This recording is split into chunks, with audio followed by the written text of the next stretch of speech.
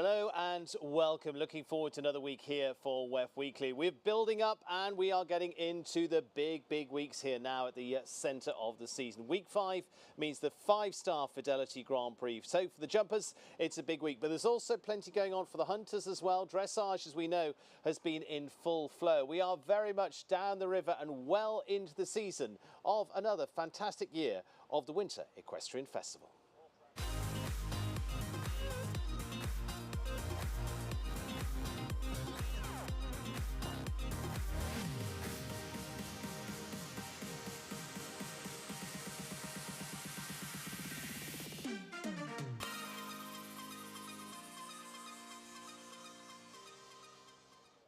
And hello and welcome to WEF Weekly, presented by LeMieux. Thank you to them once again. Each week, our presenting sponsor of the show as well. And a wonderful line of supporters we have throughout the season. LeMieux, worn by the best. And they lead the way in saddle pad innovation, comfort, performance and style as well. Trusted by top riders worldwide. You can find out more at their website, and that's at LeMieux.com. And LeMieux, worn by the best. Like I say, this week is the 5-star Fidelity Grand Prix, and support for the Winter Equestrian Festival coming from Fidelity Investments once again. Great supporter here, as they have been for a number of years now, helping clients grow, preserve and manage their wealth. Learn more at fidelity.com/wealth as well for Fidelity Brokerage Services. And also bringing us our live streaming each week is Dodd Technology as our streaming partner, engineering extraordinary experiences since 1983, and discover how to elevate your sports, entertainment and corporate events at doddtechnologies.com. And also bringing our wonderful WEF Weekly each week, and many of our events throughout, of course, is our live stream supported by the USEF, supporting sponsor of our live stream in part with support from the US Equestrian Federation and the USEF network as well. Thank you to all of those. Thank you to all of you joining us every single week here for WEF Weekly throughout the Winter Equestrian Festival. We are into what is week 5 of competition, week 5 of WEF Weekly as well. And so we're well into 2026. We're into February now already. January is in the rearview mirror, and looking forward to what's coming over the coming 8 weeks as well. Like I say, we are into 5-star jumping action. Already 5-star dressage action has been completed in recent weeks. Now we start into those big group of competitions coming over the next few weeks, from the Fidelity Grand Prix to the Nations Cup to the Modon 5-star Grand Prix, the Bainbridge 5-star Grand Prix, and all on that road to the $1 million Rolex Grand Prix, the US Equestrian Open as well. So lots to talk about as we get deeper into the season, and we also had a fantastic Saturday night once again. But as those of you around the country will know, it was a bit of a chillier week last week. We can't complain too much here in Florida, but we were wrapped up and enjoying the Great Charity Challenge, and raising literally millions of dollars for a whole host of local organisations and charities. A wonderful night was had despite a little bit of chill in the air, and everybody getting into the camaraderie of the whole night, with also Welly, our mascot, there joining in with all the various costumes and fun that was had throughout the night. But the main thing is lots and lots of money, as I say, literally in the millions, was raised, with everybody going bananas throughout the night and getting into costume and enjoying. Our themes each year for the Great Charity Challenge are different, and with the top team there taking away $100,000 for their charity on that night as well. But that behind us, we look forward to getting into our main group of competitions. And last week, in terms of the jumping, we were out on the Derby field as well. We had a wonderful line of competition there with our 4-star for the Mars Equestrian Grand Prix. More on that in a few moments' time. But already last week we were around the grounds too, enjoying competition as everybody is now in full flight and ready to go. And taking a look at what happened was Lindsay Brock. And Lindsay can tell us all about what happened last week here at WEF. Stephen, WEF 4 saw some big shakeups in the leading hunter rider standings brought to us by Yeti. Last week we spoke about Lily Herzog's domination in the junior amateur standings. This week, Parker Peacock took over the top spot with consistent rounds in the older junior hunters. She now holds a lead of 44 points over Herzog. For professionals, Victoria Colvin extended her commanding lead in the Yeti standings. This week she tops Jennifer Hannon by more than 500 points. Hannon jumped into the standings to bump Scott Stewart from the top 2 with a win in the $25,000 USHJ International Hunter Derby presented by LeMieux, riding Stephanie Bolger's Celestino. That derby was our first glimpse at hunters in the international ring, as attention will soon shift to everything hunters as they take over the big ring during WCHR week at WEF 6. I'm Lindsay Brock, and that's it from the Hunter Rings here at WEF. Back to you, Stephen. Thank you, Lindsay. Yes, we've also got more hunters to talk later on, because we have a big team competition later on this week as well. More on that a little later. Let's meet our guests this week as well, talking lots of elements of the sport. And alongside me, I'm delighted to say, is Toronto World Cup winner, team rider Alex Matz. Alex, welcome back to the sunshine. You've had a busy day. I have. I showed here, I showed at the Ridge, and now I'm with you. So excited to be here. Thank you for having me. We don't want you having any rest at all. Kyle Tim from Canada, delighted to have you here. And in fact, actually hot foot from France over here. You're here for the next couple of weeks. Kyle, what's it like to be back in Florida? Warmer. It's happy to be here. Yeah, it's nice to see sun and palm trees. I was in Spain the last few weeks. It was a bit cold and windy. And France, we had quite a bit of snow in the beginning of January, so I'm very much enjoying some warmer. So you're delighted with blue skies up above you right here, right? With some warm weather this week. Excellent, good. Well, two riders, but also joining us is Annette Patarakis as well, who is a mindset coach. So we're talking sports psychology this week with you. You're in town as well, talking with a number of riders, catching them up on their training and their coaching. How's it been going? So far, so good. Yeah. I mean, I love coming here every year. Like you said, it's warmer, first of all, and brighter. So I love being here and seeing my clients in person, because usually it's all over Zoom. So great, yeah. Great to have you in town. We'll talk more with you a little later on what you're working with riders on right now.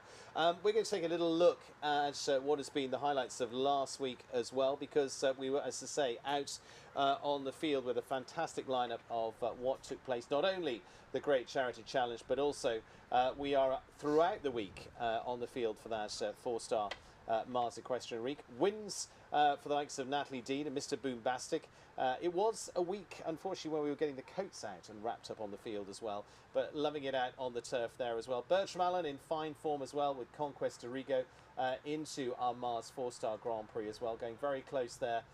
And again, really interesting track set by Anderson Lima.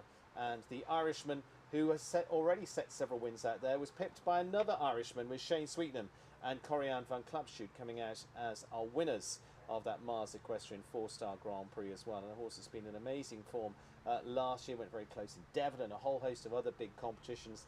And Shane Sweetnam, again, rising up in the world ranks, announced this morning, world number 11 as he climbs up. But this will also add there, and also the Grooms Award being presented there to the winner of that Double H Award as well.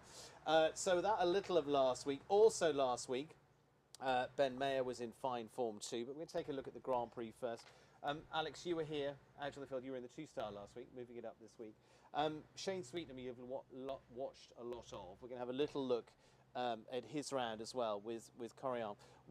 How is it different getting out there on the field? I think the field is a wonderful asset to have here in Wellington. I mean, the footing is fantastic. It kind of breaks up the season for your horses as far as, giving them a different ring to show in. You can open up the gallop a little bit.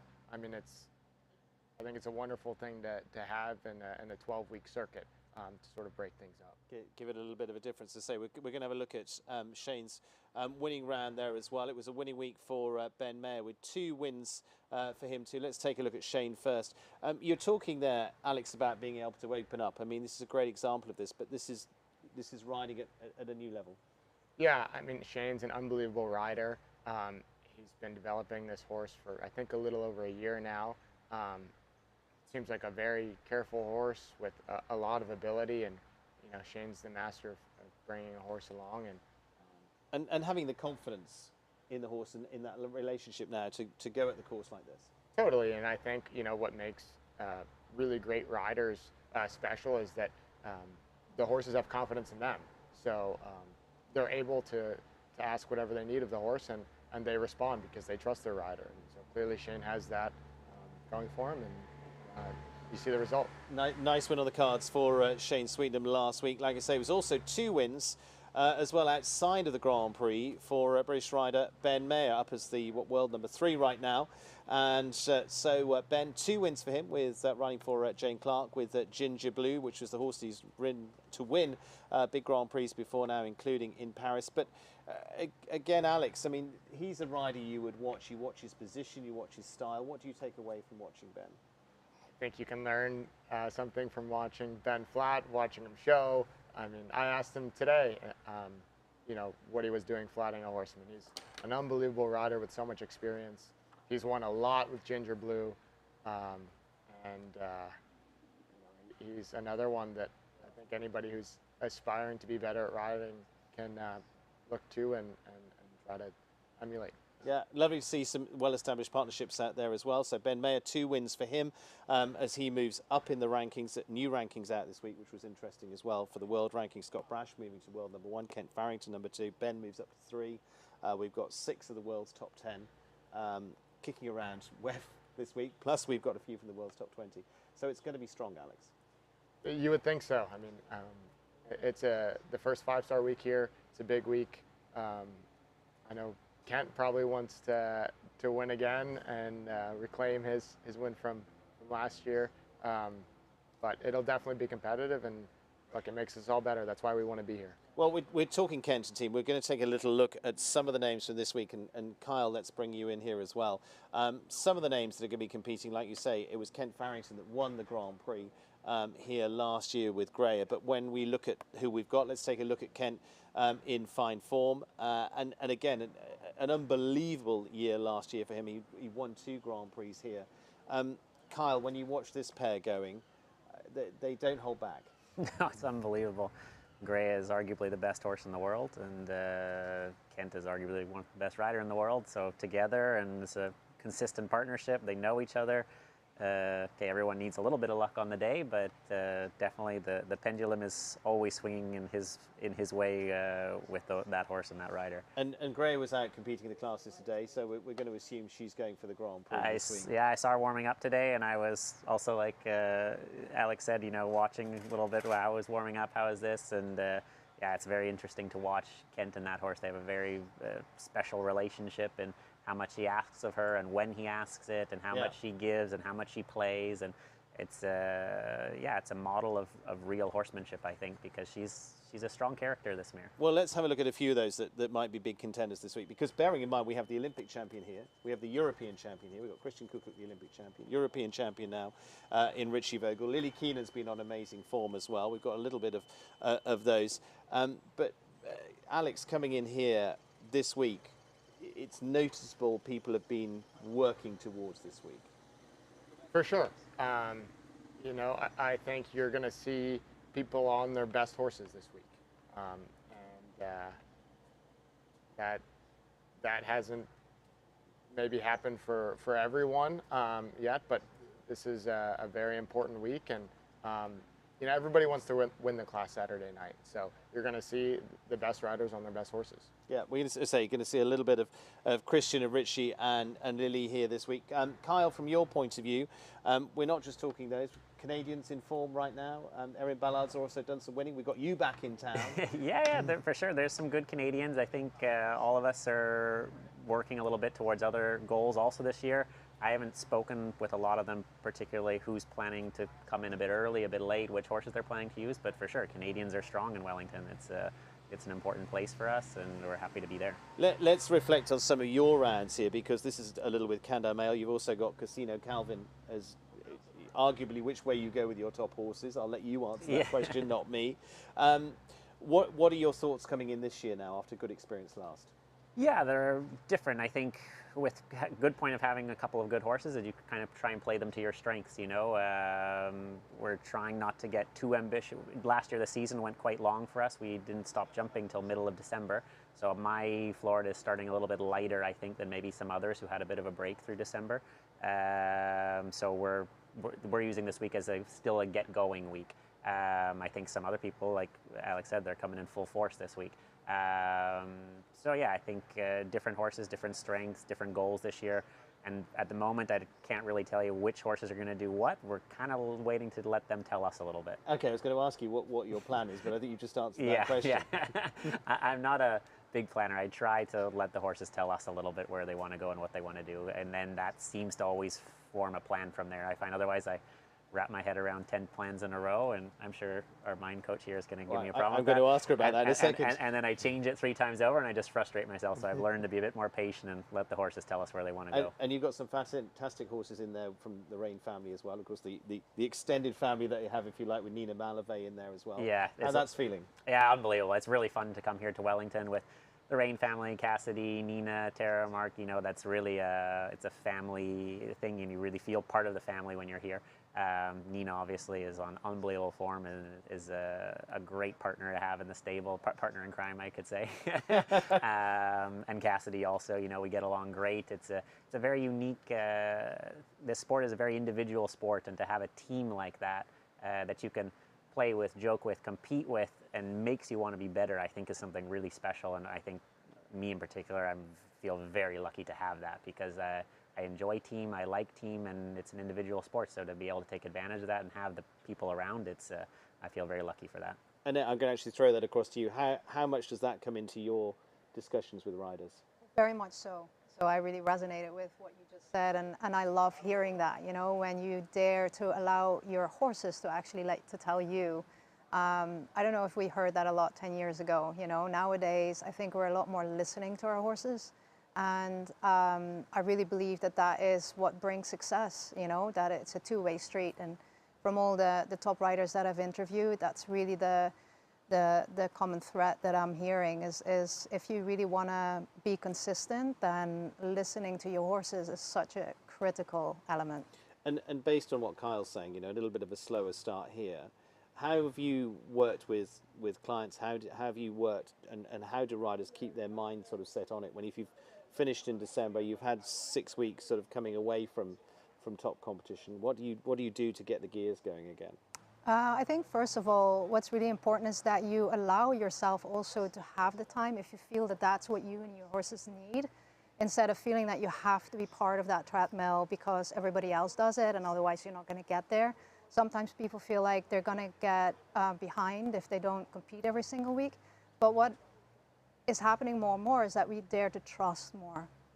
That, you know, more is not always more, less is more sometimes. And I think if you look at the top riders, how much they compete, it's not always that because they compete more, they're number one in the world. You know, they actually don't compete as much sometimes. So I think what's really important is that you actually dare to listen more to your intuition, to your horses, and that is going to be a lot more in line with what works for you, and therefore I think you're going to actually have better results, not less. And do you have to give advice going, you know, say Kyle coming in this week that says this is how you're going to lock yourself back in from holiday mode back into work mode? I think the training I do is for them to coach themselves more, to observe themselves. I tend to not give them advice because then they depend on me. I want them to feel within themselves, moment to moment, what is actually required, and to help them observe more, like, where am I coming from? Where am I operating from, right? And if I'm coming out of holiday, am I really on? Am I sharp? Am I ready? Or am I still a little bit in like relaxed state? Similarly, am I coming from trust right now or coming from fear? Those are all things that every person is best to answer that question within themselves. I don't think I can ever answer that for anyone else, you know. But it's learning to go within and learning to recognize that in the moment instead of afterwards thinking, oh shoot, I should have been a little more on it, you know, today. So that is a training that I do with my clients, is to actually really help find that within yourself in each moment. Excellent. Okay, and so Kyle, plan, you're going to be in and out of here, aren't you? Yeah, we have a big But stable. you're here for the big stuff. Yeah, I'm trying to be here for the big stuff. We have a big stable of young horses in Europe that are exciting, so I have to go a bit back and forth. So my winter looks a little bit 2 weeks here, 2 weeks at home, 2 weeks here, and yeah, trying to hit the things that are important, but also, you know, keep working and keep building, because as we know with this sport, we have to keep building always young horses, relationships, all these things. You know, you can't stand still. If you stand still, it passes you by very fast.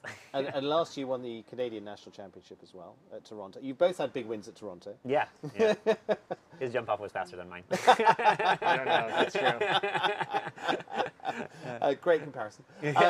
But actually, that's a lovely accolade to add as well. Yeah, it was amazing. It was my first time going to Toronto, and I didn't think I had a chance to win, you know, and it just worked out on that day. That mare Atomica just kept jumping clear rounds and was really lucky. You know, the Rain family was there, I was there, everything worked, and it's a nice thing to have and said that we've done. You know, don't know if it'll ever happen again, but for sure we enjoy it for the moment while we have it. No reason why not. No reason why not. But it's very interesting that you use the word luck in there, but actually it's preparation, isn't it? Yeah, preparation and making things go and making sure the rhythm is, or the momentum, I should say, is in your direction, and yeah, trying to be there when the moments are important. You know, the same as these riders getting ready for the 5-star this week. You know, I'm sure that they had this in their heads and they're trying to get ready for those moments. And then in those moments, yeah, it's also got to go your way a little bit. That the sport, which way the wind blows, the pole can fall. How do you describe yourself? Are you a bit more laid back? Are you a bit more intense in the moment? How do we describe Kyle Tim? I'm pretty laid back. Yeah. I'm a very intense planner and organizing programs and things, but actually in the moment, I can be walking into a 5-star Grand Prix and making a joke at the side, which probably annoys some people, but it's my character. I think also depends different people's focus in different moments. You know, for me, I never feel that a 5-star Grand Prix is me against anybody else. You know, it's me and my horse versus the course. Maybe the course designer. But so I don't. Yeah, I always want to do the best for my horse in that moment. But you have to have confidence that the preparation is there and that you're going to answer and your plan is right. And if your plan is not right, then you'll learn from it and not make the same plan again. You know. And Ed, is it normal for riders to be relaxed going in the ring? Again, I think it's very personal. I mean, what I've heard, again, from talking to some of the best in the world, like they do feel nervous sometimes. And I think it's, again, like nervous or relaxed, it doesn't really matter. It's just how you handle it, right? And if you know for yourself what you need in the moment when it matters, I think that's what is actually most important. So is it normal to be relaxed? I think for some, and for others, maybe they're more nervous, but I don't think it really matters. How do you deal with, I'm going to come back to this, but how do you deal with those nerves? Because, I mean, those of us that get nervous, you're sitting there, your hands are shaking, everything's not working, you go, I couldn't take 2 steps, let alone ride a horse in there. Yeah. How do you go to that stage where you go, I can manage my nerves? Well, the first step in, you know, managing your nerve is to accept that you have them and to know that it's not an obstacle to riding well. So a lot of people believe that if you are nervous, you can't ride well. And that story is way more distracting than the nerves itself. Nervousness is just a physical reaction of the body. It's not a problem. But you getting distracted in your head about it, now it becomes a problem. So the first step is to really accept it, feel it, and come back to what matters in that moment. And that's obviously for some, they need some training with that. Yeah, exactly. That's it. Alex, are you a nervous person or are you a relaxed person? I'm probably a nervous person. I mean, you know, for me, I think it really depends on my confidence. If I'm very confident going in, I'm less nervous. If I'm not, then I'm more nervous. And but I think, like you just said, it's about, you know, how you respond and staying focused. You know, and it's not that, you know, once I start, I'm then nervous going to the first fence. It's more, you know, nervous before I get on the horse, and then when I get on the horse, I have something to do. So I don't think about that. It becomes a distraction. And then you don't think about, like, I don't know if I'm nervous or not when I get on the horse because I'm thinking about the horse, you know, and myself. Yeah. But yeah, I don't think, I probably wouldn't be able to crack a joke before I'm going into the ring. That's a special talent. You guys should hang out more. Yeah, exactly. It might balance us out a little bit. Yeah. Alex, you famously come from an equestrian background with your father at the top level. Your mum was a superb rider. Your brothers and your sisters all compete. You all compete. Yeah. Does that change that dynamic because you came up with that? Is it just all very normal to you, or do you have to really think about it? No, I don't think it changes that dynamic. I think that, like, my nervousness more comes from the expectations that I put on myself. Yeah. And so whether that's from my family, from people outside, or whatever it may be, I think that's where it comes from. I think having my family is a huge asset. You know, I have a wealth of experience that I can go to, and you know, I think it only helps me because I can have shared experiences, you know, and learn from them. And you've had some great shared experiences. I mentioned Toronto. You won the World Cup there. You've had a fantastic run last year.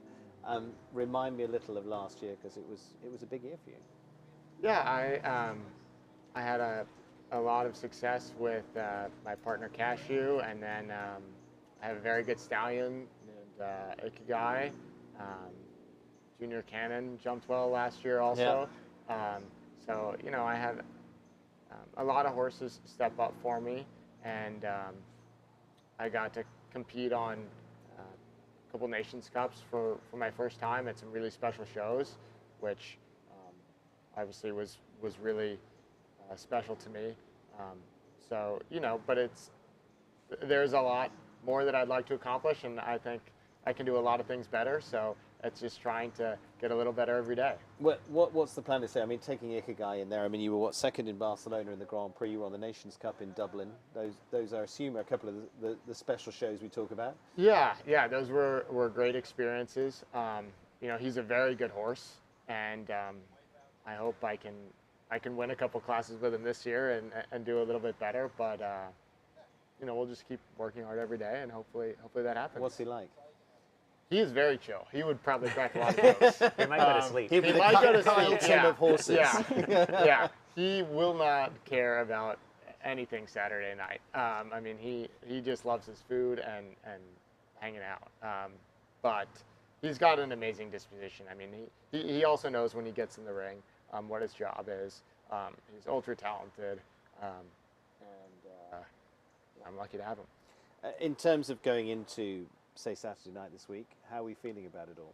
Because you again, coming up, you've got up another rung on the ladder last year. Yeah, I feel good. I mean, I feel like I'm sitting on a really great horse. And so I think if I do my job, there's no reason we won't have a good result. You know? And let's just reflect a little on Cashew, who was a fantastic horse for you. Yeah, Cashew was an amazing horse. I mean, he was such a competitor himself. I think he won like 7 or 8 FEI classes last year. And the ones that he didn't win, I definitely made a mistake or something.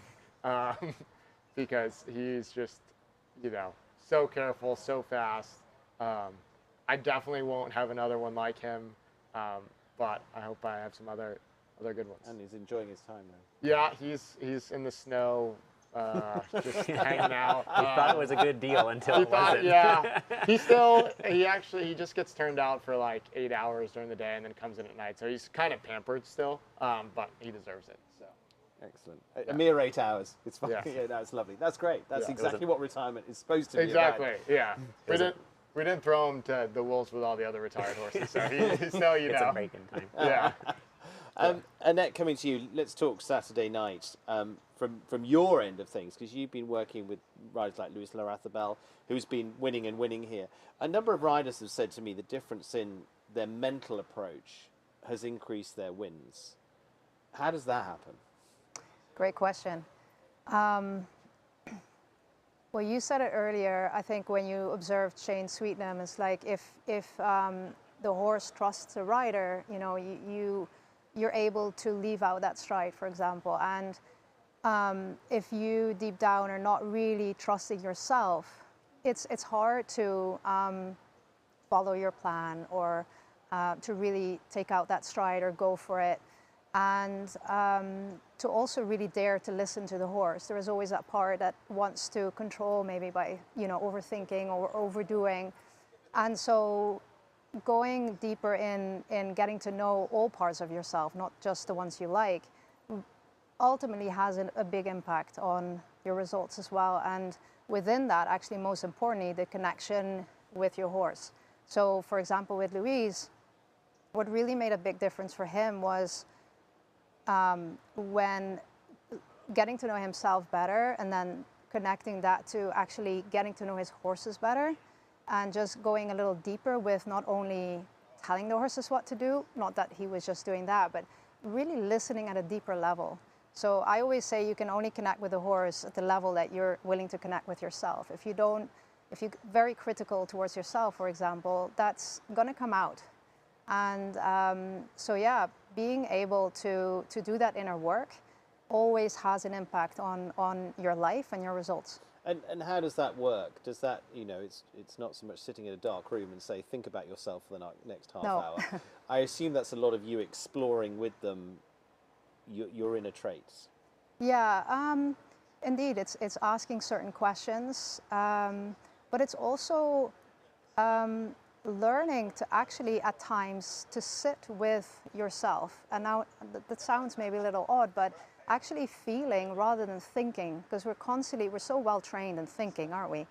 And actually learning to feel more and to just actually sit still for a minute, even though us high achievers find that really hard to do, but to slow down and feel and create that space. High achievers like LeMieux, they're often 3 steps ahead, rushing. And we tend to then also, that pattern comes out on the horse, in the ring, even if we're not always aware of that. So awareness is created not just in our sessions, but especially in the moments between our sessions, and doing the work yourself. Taking time for yourself and tuning in, yeah, doing the work. Do you guys do that at all? Do you do it on a horse? Do you sort of have any inner reflection, Kyle? Or are you just a do? No, for sure. I reflect a lot, but yeah, I think you have to slow down before you can go faster, for sure. I think I ride a lot of young horses, and we build a lot of horses like for 4 or 5 years. So I think the confidence part for us is maybe different than some other, than people have to get on a horse and produce right away for an owner or something. Like I have a 10-year-old here jumping the 5-star this week. I've ridden since a 3-year-old. Yeah. And so those, I think when you're maybe building more in that direction, maybe you have to take a little bit more time. You don't really have an option because horses only get older year by year. I think that's a different, maybe way to approach it. But no, for sure you have pressure in trying to stay in the moment and then stay confident, be confident in the horses that you're riding. I think that all kind of ties together here, And Alex, you're a stay in the moment, stay focused person, obviously. I try to, yeah. I mean, it's obviously easier said than done, but if you listen to any great mind coach or sports psychologist, they say how important that is. And so, yeah, I mean, I will remind myself in my head, hey, focus on the horse. This is, you worked hard to get right here. Focus on what's happening right now. And I think that's ultra important. And then also probably, moving on quickly from bad rounds and not reflecting too much on that. But I think probably most top riders would tell you that it's not super easy to do. I mean, maybe some people would say differently, but I think it's something that you have to work on, and everybody probably has a different way of